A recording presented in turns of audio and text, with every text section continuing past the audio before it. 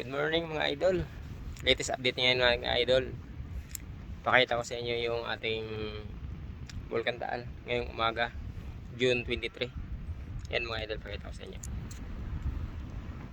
Yan. Makapalang usok ng ating Vulcan mga idol, pero buong buo siya.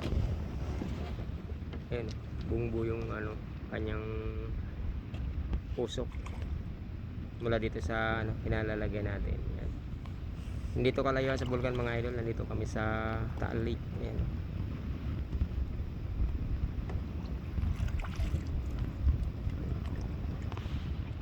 Ayan.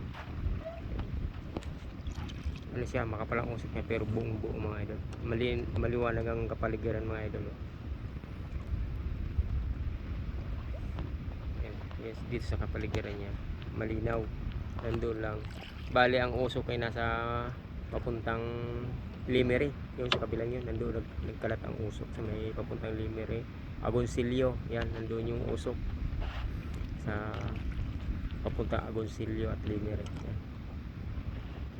Pero dito papuntang Laurel at saka Talisay, buo ang usok, hindi siya kalat, maliwanag. Kung makikita niyo, maliwanag yung kapaligiran.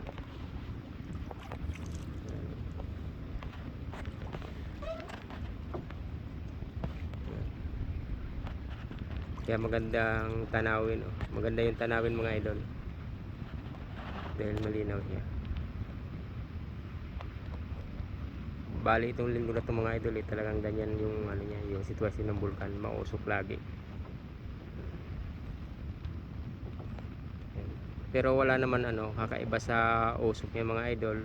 Para sa akin mga idol, walang kinaiba dahil itong mga ganitong usok ordinary to pagka medyo nag-aalboroto ang bulkan, iba rin yung kanyang usok.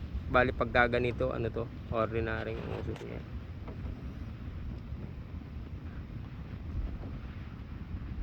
Yan mga idol.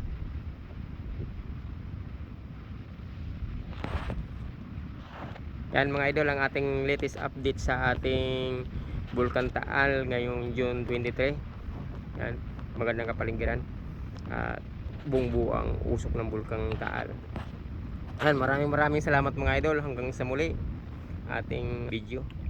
Lelo rin mga idol, maraming salamat sa suporta nyo. Hanggang sa muli.